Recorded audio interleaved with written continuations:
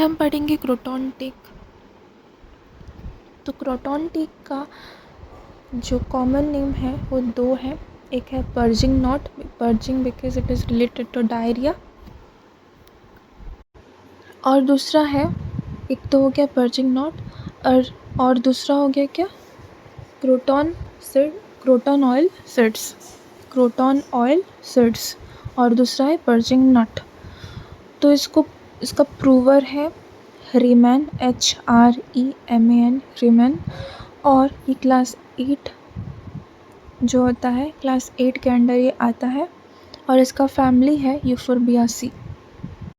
तो हमने क्या क्या पढ़ा, क्रोटॉन टिक का जो कॉमन नेम दो होता है, एक है क्रोटॉन ऑयल सीड्स और एक पर्जिंग नट, यूफोर्बियासी फैमिली का होता है और क्लास 8 के अंडर ये आता है। फिर हम पढ़ेंगे GI में 4 सिम्टम होते हैं। उनमें से पहला सिम्टम है कि ये जो क्रोटॉन टिक है, मैं पहले रीड कर देती हूँ, effects mucous membrane of intestinal tract. क्या होता है कि इंटेस्टिनल ट्रैक्ट के, GI सिस्टम के जो ट्रैक्ट होता है, इंटेस्टिनल ट्रैक्ट होता है, उसको वो अफेक्ट करता है। किसको अफेक्ट करता है? उसके जो म्यूकस मेम्ब्रेन होंगे, GI सिस्टम के म्यूकस मेम्ब्रेन को ये अफेक्ट करता है। Producing transudation of watery portion of blood. तो क्या होता है, म्यूकस मेम्ब्रेन को अफेक्ट करके क्या होता है, जो ब्लड में पानी होता है, तो पानी क्या होगा कि वो ट्रांसुडेट होके आ जाएगा। तो क्या होगा, अगर ज़्यादा पानी आ जाएगा इंटेस्टिनल ट्रैक्ट में तो क्या हो जाएगा, ये डायरिया हो जाएगा। तो नेक्स्ट क्या है, लिखा है इकोपियस वाटरी डायरिया। तो क्या होगा, डायरिया प्रोड्यूस हो जाएगा। कैसा वाला डायरिया, ब्लड से तो वाटर आ गया था ट्रांसुडेट होके, वो डायरिया हो गया था, तो क्या बोलेंगे हम, वाटरी डायरिया प्रोड्यूस हो जाएगा।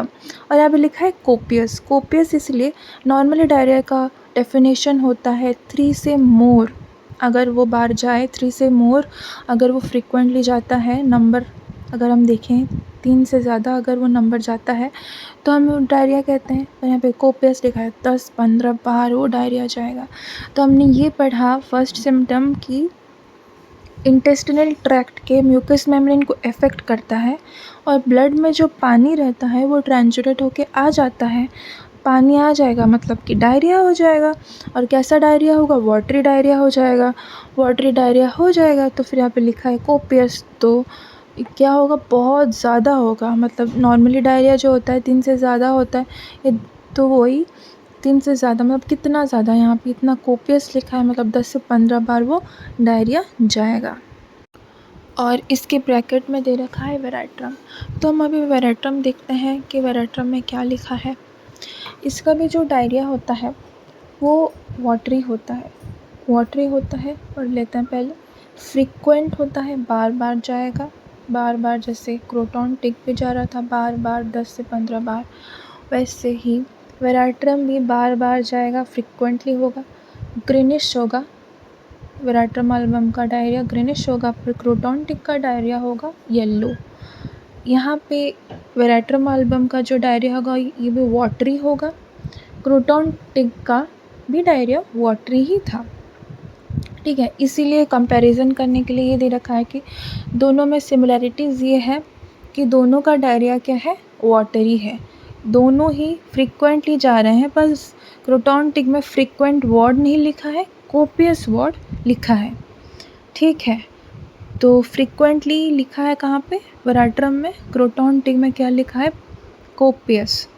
फिर ग्रीनिश लिखा है वेराट्रम में और येलो लिखा है क्या, क्रोटॉन टिक में। वाटरी दोनों में ही है। ठीक है, गशिंग लिखा है वेराट्रम एल्बम में। तो फ्रीक्वेंट, तो पहले एक लाइन में पढ़ते हैं क्या क्या लिखा था कि बार बार जाएगा, मतलब फ्रीक्वेंटली, मतलब frequent, greenish, watery and gushing. तो ये सब है डायरिया कैरेक्टर वेराट्रम में। यहाँ पे वेराट्रम में गशिंग वर्ड लिखा है, गशिंग भी वही सडन होता है, गशिंग का मतलब भी वही सडन और बहुत ज़्यादा होगा। वैसे ही सिम्टम क्रोटॉन टिक में भी है, सेम चीज़, दोनों में ही सडन होगा। जैसे यहाँ पे गशिंग लिखा है ना, गशिंग मतलब भी वही सेम है कि सडनली होगा, ऐसे क्रोटॉन टिक में भी सडन को रिप्रेजेंट करने के लिए दूसरा वर्ड लिखा गया है। और वो वर्ड क्या है हम देखते हैं, वो वर्ड है शॉट। ठीक है, जैसे गन शॉट होता है ना, कैसे सडन आ जाता है गन शॉट, वैसे। और स्पाज्मोडिक जर्क लिखा है उस चीज़ के लिए, गशिंग के कैरेक्टर को बताने के लिए, कि सडन चीज़ को बताने के लिए दूसरा वर्ड में लिखा है शॉट। वरना स्पाज्मोडिक जर्क्स मतलब भी वही सेम है, सडनली आ जाता है। जर्किंग कैसे होता है, जर्किंग सडनली होता है, तो वही स्पाज्मोडिक जर्क्स भी सडनली होता है, हम उसको कंट्रोल नहीं कर सकते, एकदम तो आ जाएगा और क्या, तो सडनली होगा। Like a shot out of the rectum, sudden evacuation, ये सारी चीज़ें क्रोटॉन टिक में लिखी गई हैं, गशिंग नहीं लिख के। और क्या लिखा गया है, डायरिया कैरेक्टर कैसे बताया गया है, कांस्टेंट अर्जिंग होगा, उसको कॉन्स्टेंटली अर्ज आता रहेगा, लगता रहेगा कि डायरिया करना है, उसको डायरिया का फीलिंग आती रहेगी। ठीक है, लगता रहेगा उसको डायरिया, कांस्टेंट अर्जिंग आती रहेगी। और एक इंटेस्टाइन में वाटर है, ट्रांसजुडेशन होके वाटर आया था, तो क्या होगा, स्वासिंग सेंसेशन फील होगा। तो ये सारा डायरिया का कैरेक्टर है कि वो कैसे आ रहा है, सडनली आ रहा है, वो उसको दर्शाने के लिए क्रोटॉन टिक में वो लिखा गया है। पर वही चीज़ को दर्शाने के लिए गशिंग वर्ड यूज़ किया गया है वेराट्रम एल्बम में। दोनों में वाटरी डायरिया ही होगा, दोनों में कोपियस होगा, मतलब वही चीज़ को क्रोटॉन में कोपियस लिखा है पर वेराट्रम एल्बम में फ्रीक्वेंट लिखा है। डिफरेंस ये है कि क्रोटॉन में येलो डायरिया होगा पर वेराट्रम एल्बम में ग्रीन डायरिया होगा। और क्या लिखा है वेराट्रम एल्बम में, मिक्स्ड विथ फ्लेक्स। ठीक है, फ्लेक्स जो होता है वो होगा वेराट्रम एल्बम में, डायरिया के ऊपर ना ऐसे फ्लेक्स क्या कि हो जाएंगे, ऊपर मिक्स होके आएगा, डायरिया के साथ फ्लेक्स भी मिक्स होके आएगा। उसके साथ साथ क्या होगा, कोलिक होगा, पूरा कटिंग कोलिक कैसा होता है, कटिंग कोलिक, ऐसा लगेगा कि बहुत दुखेगा, ऐसा लगेगा कोई काट रहा है उसको, ऐसा कोलिक होगा। उसके साथ साथ दो चीज़ें होंगी, ठीक है, तीन चीज़ें होंगी बेसिकली। एक तो होगा कटिंग कोलिक, उसके साथ साथ वॉमिटिंग होगा, उसके साथ साथ क्रैम्प होगा। तो तीन चीज़ें हुई ना।